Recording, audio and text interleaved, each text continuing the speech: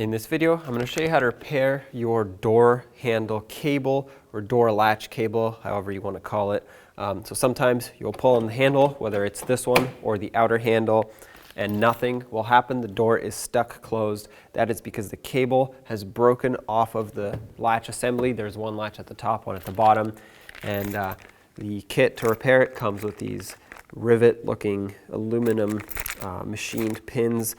They're not actually rivets, they just kind of look like some, and I'm going to show you how to install these to get this door fixed.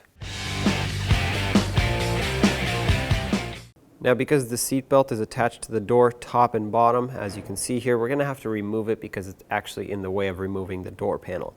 I'm going to start at the top, pop this cover off, and that'll expose a T50 bolt. Remove the T50 bolt. All right, now go down. At the bottom, you'll see another cover. Pop this one off. Another T50 bolt down there. Grab this little washer. This was supposed to stay with the bolt. I'm gonna go ahead and put it on the end of the bolt. What this does is actually, it's just a retainer for this piece of insulation here to make sure it doesn't fall off. That's all it does. Now back at the top here, one more thing we have to do is actually disconnect this window latch assembly from the door panel. The window can stay attached, but the latch needs to be unbolted. So I'm going to just remove the two Phillips head screws that are here, and this will allow the latch to stay with the window and the door panel will be disconnected from it. There's going to be one Phillips head screw at the top and then another one at the bottom, which you can't see, but it's right over here. Okay. Like I said, the latch will stay attached to the window. We'll do that so it's out of our way. Now this is two pieces, so this top part is one piece and the lower half is another piece. So what we have to do is get our trim tool in here and pop this straight out. This will expose several fasteners here, 3 7mm screws and a push clip. Remove them all.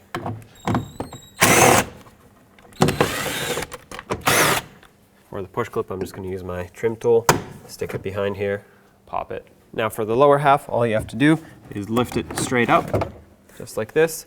The seat belt is still attached to the door panel, and you can pop this cover off and feed the whole seat belt through, but all I'm going to do is just set it to the side right here. It's going to sit on the floor, and I don't even have to worry about disconnecting this. Now I want to show you how to do this on both the top and the bottom latch. I don't want to just show you one, because this is a very common failure point on these Fords. So to do that, I want to just remove the whole vapor barrier, and in order for that to happen, I have to remove the speaker. Now in my case, someone has already replaced these speakers, so you might not have the same hardware here. I have Phillips head screws all around. You might have 7mm bolts. Whatever you have, remove them and get the speaker out of the way.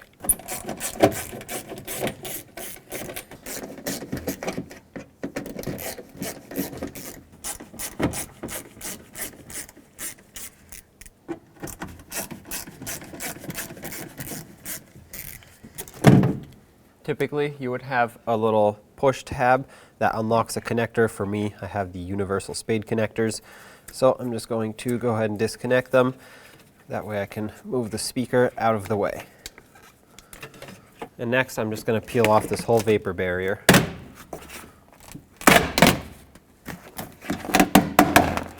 Looks like I have the connector for the seat belt here. Go ahead and pop this off.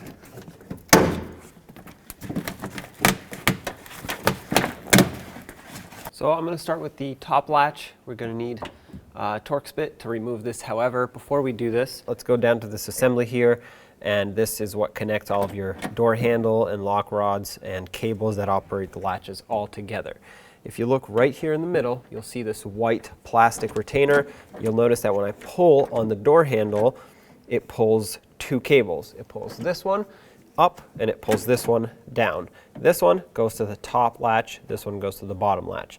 Let's disconnect this one, and the way to do this is, as you can see on this yellow one, you can just open up the little door and it pops out. So I'm going to stick a screwdriver in here and just pry out on that yellow piece that sticks out. What that did is it just unlocked the cable, which if you look at the top here, you'll notice that it's pressed in to this bent part. So all you have to do is tap it out. That just popped out. And now you can remove it from this mechanism here. And there it is. There's the cable. It's loose. Now we can take our T27 Torx bit, remove all 3 of these fasteners.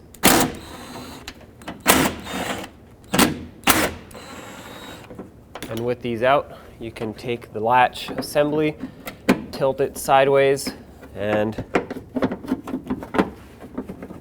you should be able to slide it out. You have to just find the right angle.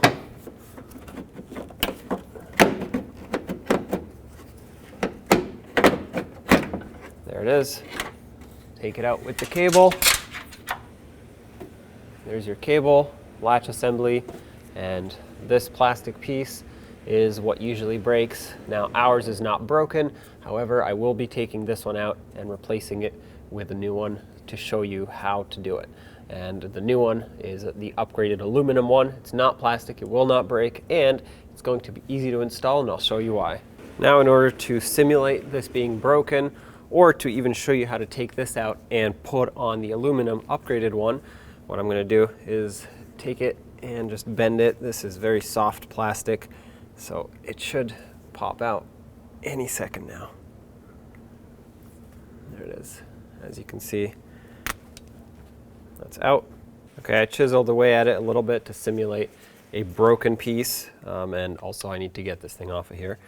So now I'm just going to go ahead and grab it with some cutters or pliers, and I just want to peel it off of here. Get the cable out. Okay, there it is. So with a broken piece, this is what it would look like. Maybe this is still partially there. Maybe it's there, but it came loose. Whatever the case might be, this is what you want to end up with before you install the upgraded one, because the upgraded one will go over this wire and into here. Basically, will replace this. Now here's something to pay attention to. You'll notice that the original white one has a round head at the top. The upgraded aluminum ones will come with 2 different styles, one that's cut off, one that's rounded. Now, if you wanted to physically bend the latch out of the way and modify it to make this fit, go for it. However, I do not recommend that. I recommend that you use this one right here, because what this allows you to do is to slide it in, turn it, it locks in. Meanwhile, the cable goes into this groove, and everything will be a lot easier than trying to install this one. Again, if you have to or you want to, go for it. Just be very careful. The other one simulates the original one perfectly. It is a perfect copy of it, except aluminum. This one is a slight modified version, which makes installation a little bit easier. To do that, what you want to do is take this piece, slide it over the cable, slide it down and onto the plastic sheathing.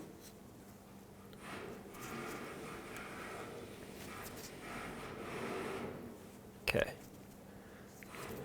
Bring it down like this, slide it through, and rotate it 180 degrees.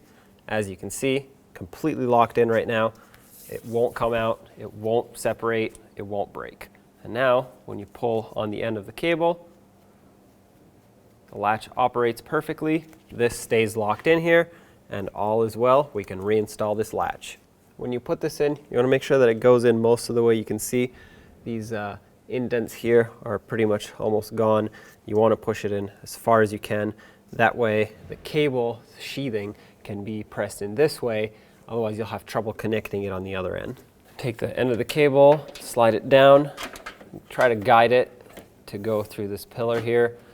And if it stops, that means it's obviously hitting something, so try to resituate it. Okay. Slide this down.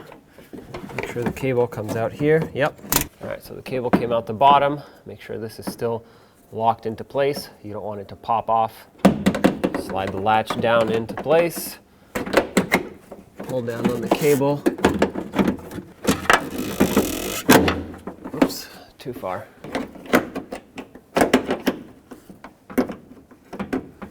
Okay, this bolt hole lines up, sort of, but it lines up the most. So I'm going to put this in, and with it almost tight, I can pivot the whole latch around that one to line these two up. All right, with all of them lined up and started, tighten them up.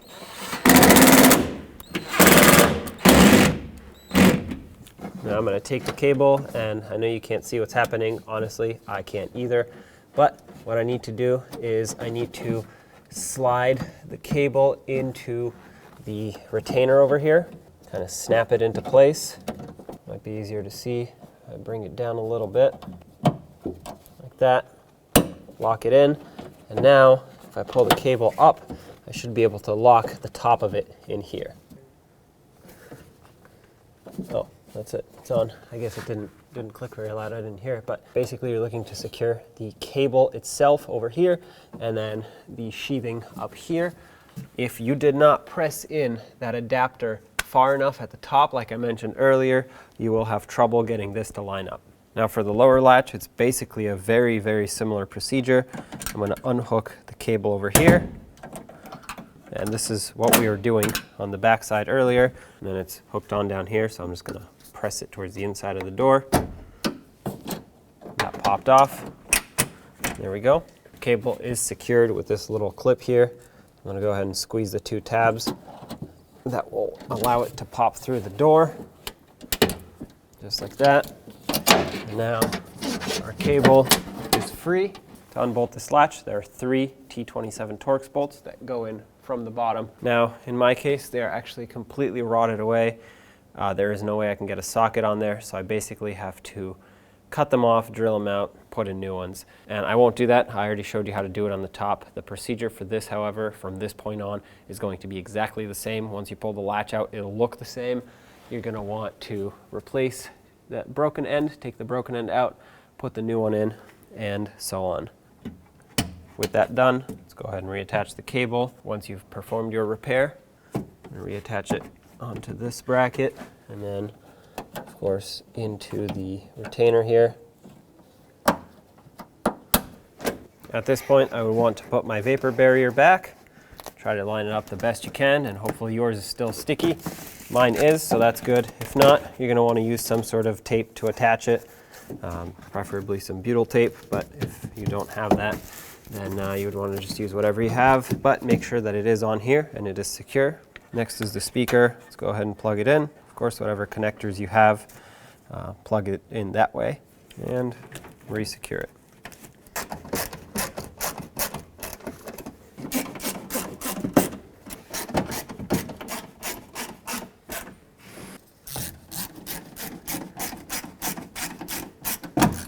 If you disconnected this from the door, make sure you reconnect it or reattach it.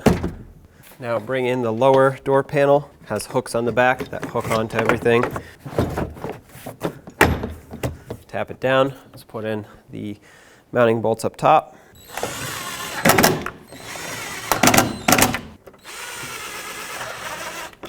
And if you still have yours, go ahead and put this push clip back.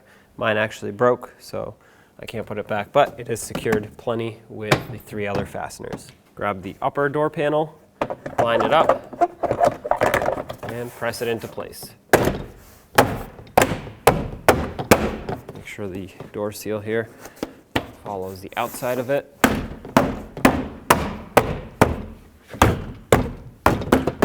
Reattach this window lever here.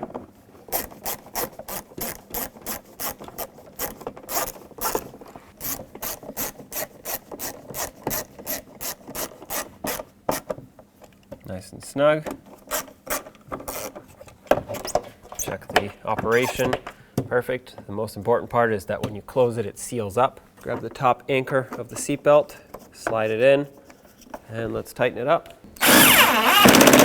Make sure it's nice and tight. Put the cap back on and reattach the bottom part.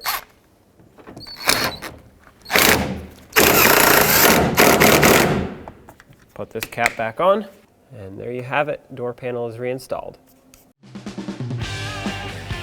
When only the best will do, demand TRQ. The only company that lets you view before you do. TRQ is committed to offering the highest quality aftermarket auto parts that are engineered for peace of mind. Thanks for using and viewing with TRQ.